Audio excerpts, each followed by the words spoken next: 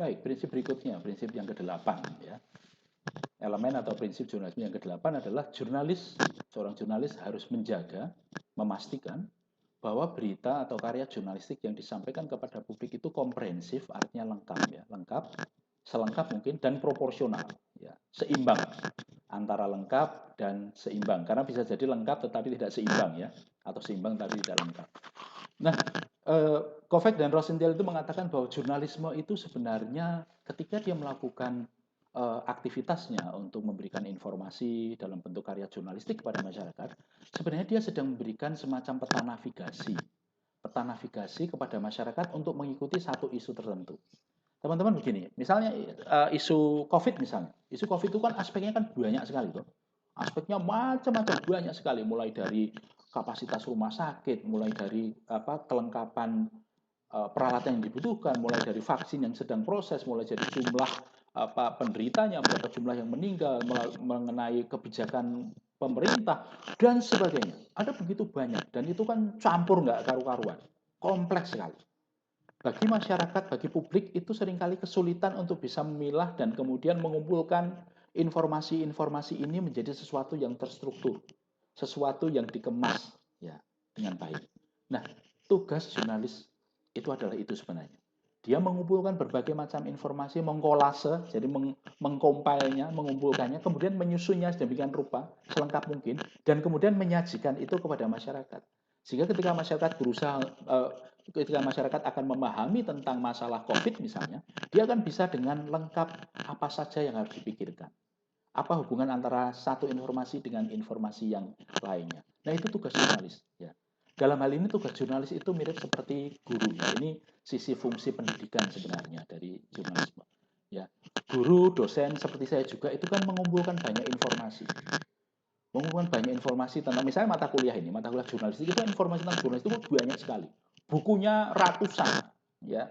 Sumber-sumber informasinya ratusan, bahkan mungkin ribuan. Ada banyak sekali. Dan mahasiswa tidak bisa dilepas untuk melakukan itu semuanya. Ya, kenapa? Nah, karena mereka mahasiswa kan kuliah dan kemudian mengikuti satu mata kuliah. Memang tugas dosen untuk mencari informasi-informasi itu, untuk mencari bahan-bahan itu, untuk mencari referensi-referensi itu, kemudian mengkompilnya, menyusunnya demikian rupa dalam bentuk silabi, dalam bentuk topik-topik yang kemudian disampaikan kepada mahasiswa. Sehingga ketika sesi pembelajaran itu berakhir, mahasiswa punya peta, punya pemahaman di dalam benaknya, dalam otaknya, oh ini toh yang dimaksud dengan elemen-elemen jurnalisme. Ya. Bayangkan kalau misalnya saya langsung aja kepada Anda, langsung, oke, Anda sana, terserah mau caranya bagaimana, pokoknya Anda minggu ini belajar prinsip-prinsip mendasar dalam jurnalistik itu apa saja. Silahkan, terserah mau nyari apapun. Pasti akan menimbulkan kesulitan bagi Anda. Ya. Karena itu, tugas saya sebagai dosen, sebagai pengamat mata kuliah adalah melakukan pengumpulan informasi sebanyak mungkin, selengkap mungkin, kemudian saya susun seurut mungkin, selogis mungkin, untuk bisa kemudian disampaikan itu kepada Anda. Sehingga Anda punya peta. Oh, yang dimaksud dengan prinsip-prinsip dasar jurnalisme yang diberi nama elemen-elemen jurnalisme itu seperti ini toh. Oh, ada 10, nomor 1, ini nomor 2, dan sebagainya. Jurnalis juga seperti itu. Ketika dia membuat karya jurnalistik, itu tidak semata-mata sedang kayak mesin fotokopi, tidak. Jurnalis itu bukan mesin fotokopi, jurnalis itu bukan alat perekam, ya. Apapun yang dikatakan oleh narasumber kemudian langsung ditulis begitu saja. Ya, mesin fotokopi itu kan tidak pakai otak ya. Untuk mesin fotokopi itu kan nggak pakai pemikiran sama sekali. Pokoknya apapun yang terekam oleh scannernya ya keluarnya sama persis, tidak ada makna sama sekali, tidak disusun sama sekali. Kalau Anda fotokopinya itu kebalik-balik halamannya, keluarnya juga kebalik-balik halamannya. Mesin fotokopi tidak bisa mengurutkan sendiri secara logis loh. Ya. Wartawan tidak begitu. Wartawan dia akan mengurutkan informasi. Dia mengumpulkan informasi, dia mengelompokkan informasi, dia menilai informasi itu dan mengolahnya sedemikian rupa, kemudian menyajikan kepada publik sehingga publik ketika membaca karya jurnalistik itu dia bisa paham tentang isu yang penting di dalam masyarakat, isu yang penting bagi hidup mereka. Ditolong dengan jadi ingat, jurnalis itu sebenarnya pekerjaan yang sangat mulia dan sangat kompleks, yang sangat luar biasa penting. Karena dia tidak cuma sekedar ngambil satu informasi, lempar ke publik, ini ada orang ngomong apa, dikatakan kepada publik kayak mesin fotokopi, tidak. tetapi dia harus menyusun. Ya, jurnalisme itu adalah kegiatan intelektual sebenarnya. Dia bukan tukang, ya, dia bukan tukang, tetapi dia karena di sana melibatkan pemikiran, melibatkan logikanya, melibatkan pengetahuan dia, melibatkan pengalaman dia selama ini untuk bisa menyusun informasi, menyusun fakta-fakta itu dari hasil wawancara, dari hasil dokumen, dari hasil liputan atau observasi dikumpulkan kemudian disajikan dengan cara yang logis, dengan cara yang masuk akal yang bisa diterima oleh masyarakat, audiensnya, menciptakan peta navigasi kalau istilah yang dipakai di buku elemen-elemen jurnalisme itu. Nah, poin yang kedua dalam hal ini adalah di sana ada proporsional dan komprehensif. Artinya proporsional itu adalah seimbang ya. Semua aspek dibicarakan. Tidak hanya membicarakan satu aspek tertentu ya, tetapi semua aspek dibicarakan. Ya, COVID, aspek kesehatannya, aspek dampak sosialnya, aspek dampak ekonominya, kebijakan pemerintah, respon masyarakat, ketersediaan alat, ketersediaan ruang, dan seterusnya itu dibahas semuanya, selengkap mungkin. Dan proporsional. Jangan sampai satu bagian itu kemudian mendapatkan porsi yang terlalu banyak, sehingga kemudian ada bagian lain yang sama pentingnya, itu kemudian terabaikan. Nah, karena itulah itu tugas jurnalis ya. Karena itu seringkali kalau nanti teman-teman mulai belajar yang terkait dengan comprehensive reporting atau in-depth reporting atau reportase komprehensif ya, itu biasanya membutuhkan tidak hanya satu berita, tapi mungkin berseri ya sampai 3 berita, ya 4 berita, 4 kali penerbitan. Kenapa? Karena ingin memberikan informasi selengkap mungkin, sekomprehensif mungkin dan seproporsional mungkin kepada masyarakat tentang satu isu yang penting. Ya, satu itu yang penting. Ini adalah prinsip yang harus diingat dan itu menjadi tugas seorang jurnalis. Nah, kita akan masuk yang prinsip yang berikutnya, prinsip yang ke-9 ya, hampir habis, tenang aja. Ya. Jurnalis memiliki kewajiban untuk mengikuti hati nurani mereka. Ya. Jadi jurnalis itu memiliki hati nurani. Ya. Dia memiliki etika, tanggung jawab personal, tanggung jawab moral kepada publik, kepada kebenaran. Ya. Karena itu seorang wartawan harus mengikuti hati nurani mereka. Ingat kita bicara tentang independensi di bagian awal. Ya. Bahwa seorang jurnalis itu mengabdi kepada kebenaran, mengabdi kepada kepentingan publik, menyuarakan suara yang lemah, sekalipun dia harus berhadapan dengan kepentingan-kepentingan yang ada di sekitarnya. Kepentingan pemilik, kepentingan perusahaan, kepentingan kekuasaan. Nah, di dalam institusi media itu sendiri, institusi media, pers, itu punya kewajiban untuk memberikan lingkungan atau environment di mana jurnalis bisa mengikuti hati nurani mereka atau idealisme mereka sebagai jurnalis. Ya, karena itu dikatakan harus ada pembatasan. Apalagi ini kita terkait dengan perusahaan pers yang dimana di sana ada kepentingan ekonomi juga ya, karena ada kepentingan untuk mendapatkan keuntungan. Soalnya kalau tidak nanti perusahaannya kolaps, pengangguran, bangkrut dan seterusnya. Efeknya banyak ekonomi. Nah, tetapi harus ada pemisahan. Sekalipun sebuah perusahaan pers itu memang orientasinya itu di sana dia harus mencari keuntungan juga supaya bisa bertahan hidup, dan kalau dia bisa bertahan hidup bahkan berkembang, dia akan bisa melakukan fungsinya sebagai pilar demokrasi itu lebih lama lagi ya. Ketika sebuah perusahaan pers itu bangkrut, satu pilar demokrasi itu hilang sebenarnya. Anda bayangkan, kalau sampai perusahaan pers itu ada yang bangkrut, harus ada yang tutup, berarti pilar-pilar yang menyangga demokrasi itu semakin rapuh, semakin rapuh. Karena itu, perusahaan pers juga harus survive, juga harus bertahan, bisa tetap hidup. Kalau sampai bangkrut semua, apa jadinya negeri ini? Tidak ada lembaga, tidak ada institusi yang akan mengawasi jalannya kekuasaan-kekuasaan yang dilakukan oleh 3 sumber atau 3 kelompok kekuasaan yang lainnya. Ya. Jadi kepentingan bisnis pers itu perlu mendapatkan perhatian. Kenapa? Karena kalau sampai perusahaan pers itu hancur, perusahaan pers itu bangkrut, maka pilar penyangga demokrasi itu mengalami kerapuhan, dan kerapuhan yang semakin parah kalau semakin banyak. Nah, dengan demikian kepentingan bisnis perusahaan pers itu perlu dipikirkan dan harus diperjuangkan supaya tetap bisa survive, tidak bangkrut, tetap mendapatkan keuntungan, bahkan bisa berkembang. Tetapi oleh karena perusahaan pers itu adalah perusahaan yang unik ya, di sana ada sisi bisnis, tetapi ada sisi ideal yaitu melayani kepentingan publik, melayani kebenaran, maka di dalam institusi pers itu sendiri harus ada pembedaan yang tegas antara fungsi-fungsi ekonomi untuk menghasilkan keuntungan dengan fungsi-fungsi jurnalisme untuk menjalankan idealisme atau fungsi media massa dalam masyarakat demokratis. Jadi ada garisnya. Perusahaan pers harus memberikan ruang yang cukup, kebebasan yang cukup kepada jurnalis dan redaktur untuk mengikuti hati nurani mereka. Sekalipun mereka nanti harus bertentangan atau berseberangan dengan perusahaan karena dianggap mungkin pemberitaan itu bisa merugikan perusahaan. Teman-teman, ada satu contoh klasik ya, ada satu contoh yang ini dialami oleh salah satu media massa. Media massa ini sudah mendapatkan kontrak untuk sebuah toko serba ada ya, sebuah hypermarket yang besar itu sudah tekan kontrak untuk seminggu sekali itu memasang iklan satu halaman penuh berwarna, isinya adalah katalog produk atau diskon-diskon minggu itu. Dan itu kontraknya sudah dibuat dan itu berarti pemasukan yang signifikan, yang besar bagi koran lokal tersebut. Nah, kemudian pada suatu hari ada satu kejadian, ada insiden yang terjadi di mall itu. Ya, di mall itu ada kejadian, ada insiden yang menyebabkan ada kematian juga.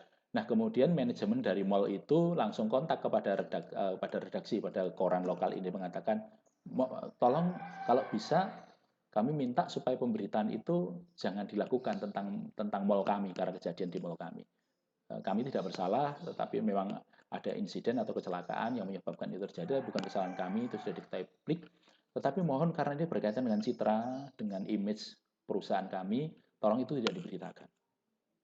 Nah, terjadi perdebatan. Dan di sana ada dalam tanda petik mungkin ancaman bahwa kalau sampai itu tetap diberitakan, kami akan menarik iklan yang sudah kami komitmenkan untuk dipasang di media ini. Ya, terjadi kemudian rapat di media tersebut dengan pertimbangan dari sisi bisnis, wah ini ratusan juta yang hilang kalau iklan itu ditarik karena kontraknya cukup besar. Tetapi isu ini, berita ini itu penting diketahui oleh publik karena itu penting untuk kepentingan publik. Ini bukan dalam rangka untuk menyerang mall itu dan sebagainya, tapi betul-betul kepentingan publik. Dan terjadi diskusi ya antara sisi perusahaan atau perusahaan dari pers itu, sisi bisnis dengan sisi jurnalisnya, sisi redaksionalnya. Tapi akhirnya perusahaan pers ini, koran ini mengatakan, oke, kita mengabdi kepada kepentingan publik sekalipun harus kehilangan sekian banyak ya uang iklan, tetapi kita tetap berjalan. Dan betul, mereka menjawab kepada mall itu, kami tidak bisa menarik berita itu, kami akan tetap memberitakan karena itu penting bagi publik, apapun konsekuensinya dan iklannya ditarik. Nah, itu yang dimaksud dengan seorang jurnalis diberi ruang untuk mengikuti hati nurani, membela kebenaran, membela keadilan, membela kepentingan publik. Sekalipun kemudian ada risiko, ya kerugian secara finansial. Dan ini biasanya memang ada ketegangan, pasti akan ada ketegangan ya. Ada ketegangan antara sisi perusahaan atau sisi company, sisi ekonomi, sisi finansial dari sebuah perusahaan pers dengan sisi redaksionalnya. Ya karena itu kemudian ada istilah namanya garis api, ya line of fire, garis api yang nggak boleh dilanggar. Kalau ini urusan pemberitaan ya itu urusan redaksi. Orang iklan, orang pemimpin perusahaan yang mengurusi tentang perusahaan pers itu dari sisi finansial, dari sisi profit motifnya sebagai perusahaan tidak boleh ikut campur sama sekali. Keputusan memberitakan atau tidak memberitakan itu tidak boleh dicampuri oleh perusahaan oleh bagian dari perusahaan pers itu yang mengurusi bisnisnya. Itu adalah hak prerogatif dari kelompok redaktor. Nah, ini pembatasan yang tegas itu yang diharapkan ada di setiap lembaga media, terutama lembaga media atau lembaga pers yang sudah cukup besar, yang sudah berupa perusahaan yang memang harus memiliki profit untuk bisa bertahan, untuk bisa berkembang. Nah, prinsip yang terakhir, jadi di awal kuliah kita saya mengatakan bahwa mula-mula ketika buku elemen-elemen jurnalisme itu diterbitkan, dipublish, itu hanya ada 9 elemen jurnalisme.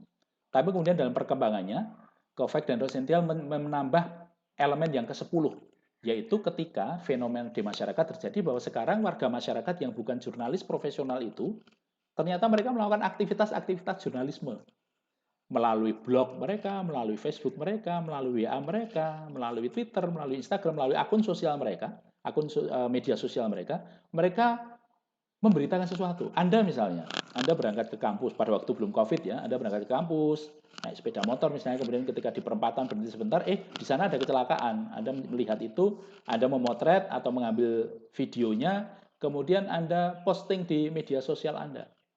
Bukankah Anda sudah melakukan aktivitas jurnalisme sebenarnya?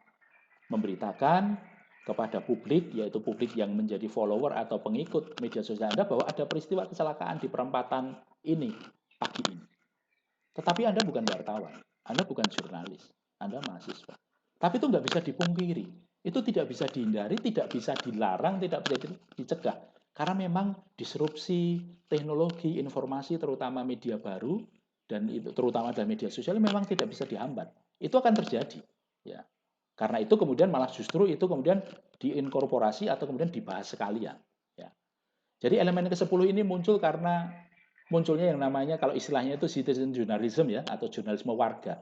Di mana warga masyarakat yang bukan jurnalis profesional, mereka bukan wartawan, tetapi mereka melakukan aktivitas-aktivitas jurnalistik. Mencari informasi, mengemas informasi dalam bentuk foto atau tulisan, kemudian mempostingnya melalui media sosial mereka dan dibaca oleh banyak orang. Nah, bentuk-bentuknya ini kan ada blog, jurnalisme online, jurnalisme warga, dan media alternatif. Ada banyak sekali, teman-teman. Nah, biasanya nanti kalau menjelang pilkada dan sebagainya itu akan muncul ya, muncul apa blog-blog baru atau situs-situs baru yang melakukan aktivitas jurnalisme ini, sekalipun mereka jurnalis. Nah, jadi teman-teman jurnalis memandang itu sebenarnya sebagai sesuatu yang bagus ya, karena seringkali justru begini. Media massa, perusahaan pers, jurnalis itu kan terbatas ya. Ya, terbatas. Mereka tidak bisa berada di semua tempat di setiap waktu, betul tidak? Ya, mereka tidak maha hadir, sehingga pasti akan ada berita-berita yang terlewat. Padahal mungkin berita itu sebenarnya penting bagi masyarakat. Nah, munculnya jurnalisme warga atau citizen journalism itu kan sebenarnya berangkat dari kegundahan ya, kegundahan warga masyarakat di mana mereka melihat ini peristiwa ini penting bagi kami. Tetapi mungkin karena tidak memenuhi kriteria news value sebuah perusahaan pers, dia tidak pernah muncul di koran atau tidak pernah muncul di stasiun di siaran televisi atau di media yang lainnya. Dan itu membuat loh ini kan penting sebenarnya, tapi kan bagi jurnalis atau bagi perusahaan pers mungkin kepentingannya tidak terlalu besar. Karena itu kemudian muncullah yang disebut sebagai jurnalisme warga atau citizen journalism, karena mereka ingin mengangkat isu-isu yang penting bagi mereka sendiri supaya orang lain tahu. Nah, ini sisi positif karena sebenarnya itu membantu jurnalis untuk mengcover isu-isu yang tidak pernah bisa di-cover karena keterbatasan tenaga, waktu, sumber daya perusahaan pers atau jurnalis itu sendiri. Sehingga itu malah justru, cuma catatannya adalah begini, oleh karena warga ini bukan seorang jurnalis dan mungkin tidak memiliki latar belakang latihan untuk mengerti prinsip-prinsip jurnalisme yang benar, akibatnya seringkali di dalam melakukan aktivitas jurnalisme itu terjadi banyak pelanggaran-pelanggaran pelanggaran-pelanggaran prinsip jurnalisme yang menyebabkan kemudian ada timbul masalah-masalah yang lainnya. Nah, di sisi ini sebenarnya media massa, perusahaan pers, jurnalis itu bisa berkolaborasi. Jadi menolong warga untuk bisa melakukan, karena kan sudah nggak bisa ditegah, nggak bisa dilarang ya, tetapi supaya mereka melakukan aktivitas jurnalisme warga itu dengan mengikuti prinsip-prinsip jurnalisme yang benar untuk kepentingan publik. Prinsip verifikasi, tidak membuat hoax, dan seterusnya ya. Cara memformat berita yang baik supaya akhirnya ada kualitas ya. Walaupun tetap catatannya ya, karena jurnalisme warga itu tidak diakui sebagai perusahaan pers, maka kalau sampai ada masalah tidak akan digunakan undang-undang pers atau dewan pers yang untuk memediasi. Tapi bisa jadi dilaporkan sebagai sebuah tindakan pidana pelanggaran, biasanya pelanggaran UU ITE ya, apa informasi dan transaksi elektronik yang biasanya dipakai. Tetapi prinsipnya ini adalah bahwa satu, jurnalis tidak bisa menghambat munculnya jurnalisme warga. Justru harus memandang bahwa jurnalisme warga itu sesuatu yang positif. Karena bisa mengcover isu-isu yang tidak bisa di-cover oleh karena keterbatasan media atau perusahaan pers. Tapi kemudian catatannya mestinya seorang jurnalis kemudian bekerja sama, berkolaborasi dengan para jurnalis warga ini, dengan warga masyarakat, dengan publik yang memang melakukan aktivitas jurnalisme, supaya publik yang melakukannya itu bisa mengerjakan aktivitas itu dengan prinsip-prinsip dan metode-metode dengan cara-cara yang benar, sehingga tidak mencederai masyarakat, tidak mencederai publik, tetapi sungguh justru malah mengembangkan aktivitas jurnalisme itu sendiri. Ya. Baik, ini adalah pembahasan kita tentang elemen-elemen jurnalisme, sudah selesai dari nomor 1, ya, di mana wartawan itu harus setia kepada kebenaran, dan yang terakhir yang menyangkut pada jurnalisme warga. Teman-teman, kalau ada pertanyaan, ada komentar, ada sesuatu yang perlu disampaikan, silahkan menggunakan forum diskusi yang ada di Sepada UNS ACID. Ya, jangan lupa, jangan cuma presensi OCW saja, tetapi kunjungi Sepada dan kemudian buka dan pelajari bahan-bahan atau materi kuliah yang sudah disediakan ini.